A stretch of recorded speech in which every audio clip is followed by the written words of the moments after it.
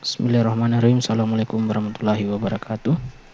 Pada kesempatan kali ini saya akan membahas materi pengantar sistem pakar.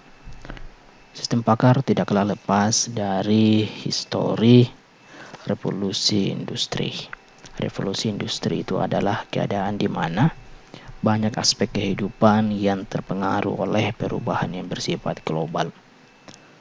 Untuk saat ini revolusi industri sudah masuk dalam tahap industri 4.0.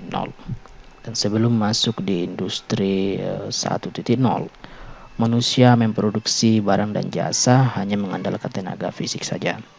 Hal ini tentunya sangat memiliki kendala yang besar karena karena kita ketahui bahwa tenaga manusia itu bersifat terbatas.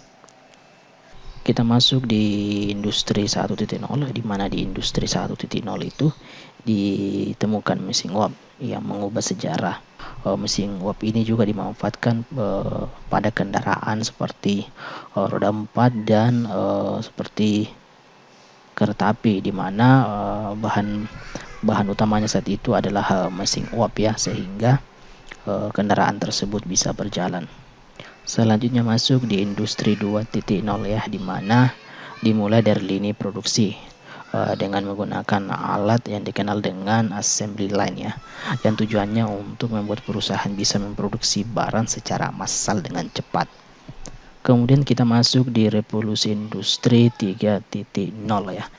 Revolusi industri 3.0 merupakan titik awal dari era digital yang memadukan inovasi di bidang elektronika dan teknologi informasi. Kemudian kita masuk di revolusi industri 4.0, di mana revolusi ini merupakan konsep otomatisasi yang dilakukan oleh mesin tanpa memerlukan kinerja manusia dalam pengaplikasiannya. Era ini merupakan era dari banyaknya inovasi baru di industri 4.0, diantaranya Internet of Things, IoT, Big Data, percakapan 3 dimensi, Artificial Intelligence atau AI, kendaraan tanpa pengemudi, kemudian ada rekayasa genetika, robotik, dan machine learning atau mesin pintar.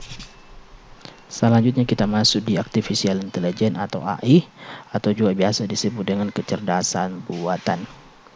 AI merupakan simulasi kecerdasan yang dimiliki oleh manusia, yang dimodelkan dalam mesin dan program agar bisa berpikir seperti halnya manusia. AI sendiri merupakan teknologi yang memerlukan data untuk dijadikan pengetahuan. AI atau Artificial Intelligence memerlukan data agar kecerdasannya lebih baik lagi. Poin penting dalam proses Artificial Intelligence adalah proses learning, reasoning, dan soft correction.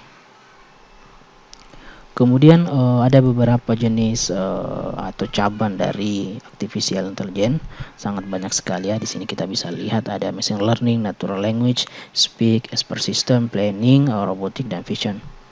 Kita masuk di poin pertama, itu adalah machine learning ya. Machine learning itu merupakan pengembangan sebuah sistem yang mampu belajar sendiri tanpa harus berulang kali diprogram oleh manusia. Machine learning ini bukan apa-apa tanpa data. Artinya, semua aplikasi machine learning membutuhkan data sebagai bahan training atau bahan belajar untuk dianalisa sehingga mampu mengeluarkan output. Sebelum aplikasi e-learning bisa bekerja, maka perlu namanya data untuk di-training atau dipelajari oleh machine learning. Machine learning ini biasanya berupa deep learning ya, atau pembelajaran meniru sistem kerja otak manusia. Dan yang kedua ada predictive analytics atau analisis prediksi. Kemudian kita masuk di natural language processing atau NLP, yaitu bagaimana bahasa natural yang digunakan manusia yang diolah sedemikian rupa sehingga user dapat berkomunikasi dengan komputer. Contoh bagaimana mendeteksi file spam yang cara kerjanya secara otomatis. Kemudian natural language processing itu terbagi menjadi 3, yaitu ada translation ya, fungsinya untuk mentranslate. Kemudian ada klasifikasi dan cluster, tujuannya untuk mengklasifikasikan data. Kemudian informasi extraction atau mengekstrak informasi secara terstruktur.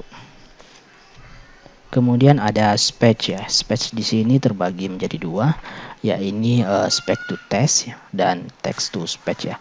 Salah satunya seperti Google Assistant ya, itu adalah masuk di kategori speech ya. Kemudian kita masuk di expert system atau sistem pakar. Nah, poin ini yang nanti kita akan membahas lebih dalam tentang sistem pakar ya.